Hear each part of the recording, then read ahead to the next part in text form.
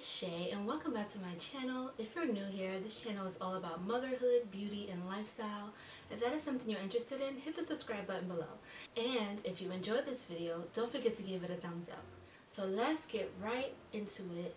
Happy New Year, first of all, you guys. It is 2021. This is my first video of the year. It's been a while, but today's video is all about sleep training and how I sleep trained my baby. He is now 6 months, almost 7 months, but he was sleep trained when he was 6 months, 6.5 months. So I just wanted to make a video and share with you guys how exactly I achieved that. Also, this is my first time using a camera. I usually use my iPhone, but I got a Canon camera now, so been a little fancy or whatever.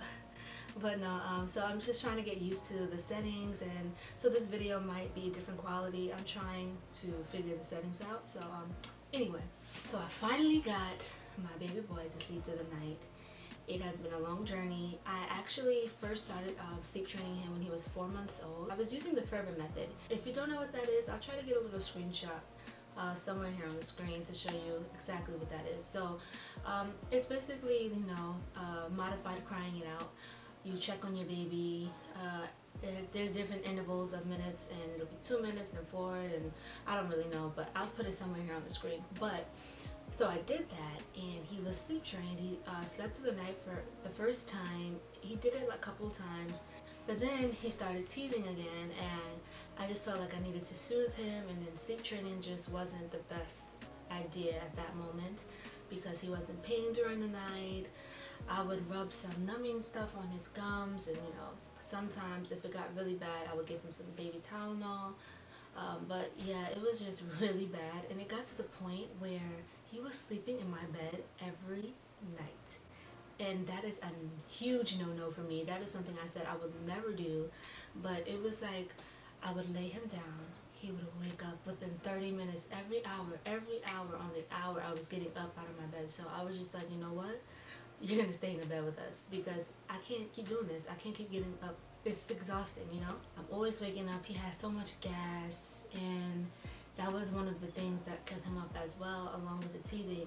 So I had to figure out, you know, what to do, because this was a no-no. It was misery, absolute misery. I'm just looking at my phone because I have some notes here. I could finally use my phone for notes because I'm not using it as a camera. On top of not sleeping through the night, he was taking 30 to 45-minute naps like during the day. That's nothing. So we would be lucky if we get 45 minutes, but it was usually 25, 30 minutes. Like, what is that? That's not a nap.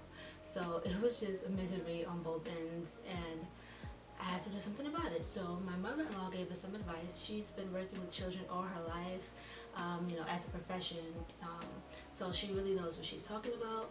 Thank God for her. She told us, you know, just lay him on his stomach, and he's gonna cry, whatever. You know, just pat his booty, and you know, help him, you know, to get used to, you know, going to sleep by himself. And I know that a lot of people are, especially, you know, in the States, here in the States, a lot of people don't agree with putting your baby on their stomach to sleep because it can be, you know, it can be dangerous or whatever. But I do agree with that. But my son is now 6 months, and he's rolling over, he's lifting his head, he's about to crawl, so he's pretty, you know. So, you know, it's all up to your discretion what you feel comfortable with, but that is what I felt comfortable with, and he sleeps so much longer on his stomach. So if we're patting his booty, he's still crying, we would just leave the room. Just leave the room. And I know some people also don't agree with letting your baby cry, but I'm not just gonna let him cry for 30 minutes straight, or cry if there's something wrong. I know my babies cry. I know when there's something wrong. I know when there's something bothering him, and I know when he's just whining and, you know, tired. So it's important that you know that. So yeah, we would lay him down, leave the room, and he would cry for 5 to 10 minutes, and then he'd be knocked out. If he cries for more than 10 minutes, I will go in there and check on him, and then just repeat the process again. Let him go another 10 minutes, and then I'll check on him again. But for the most part, he cries within 5 to 10 minutes, and he's knocked out. So the first night we did this, my mother-in-law suggested that my fiance do it because the baby was so attached, you know, because I breastfeed, so he smells the milk, he wants the milk to soothe him to sleep, and that is a bad habit. So my fiance, he did what his mom told him to do, and he slept from 8 p.m. to 4 a.m. 8 hours straight. I think that's 8 hours. You know, you do the math.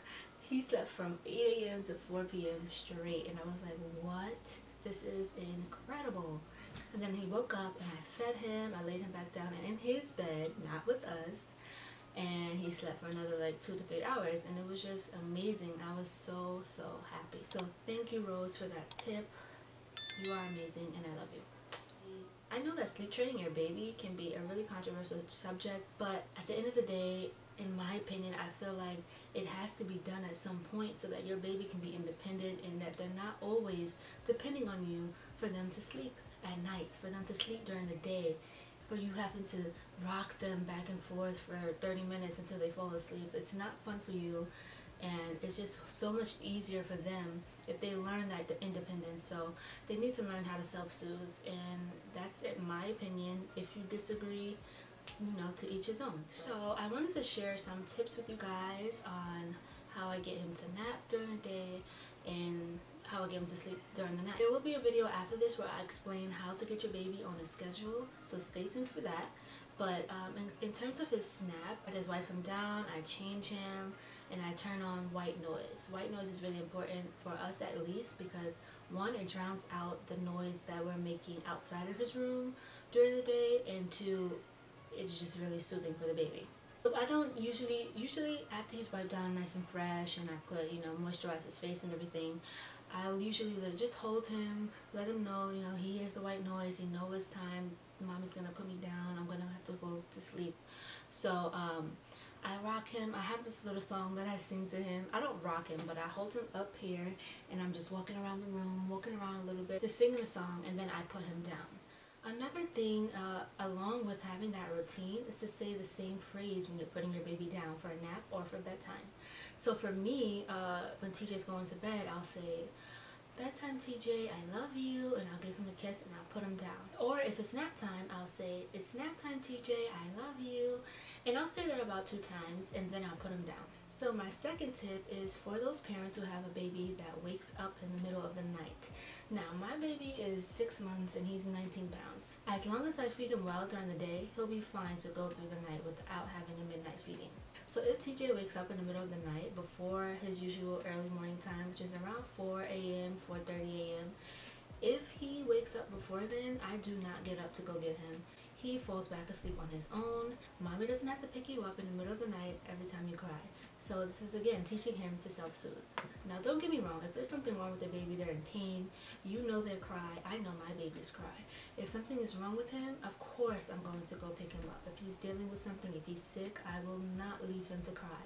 That is really crucial. You shouldn't do that to your baby.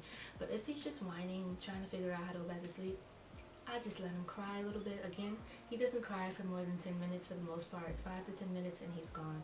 So another tip that I can give you, if your baby associates anything with sleeping, like if they want a bottle before they go to bed and they just suck the bottle to fall asleep, or they, you know, you breastfeed them and, you know, you breastfeed them to sleep, I personally would eliminate that. I eliminated that because I felt like he was just using me as a pacifier, and that is not fun.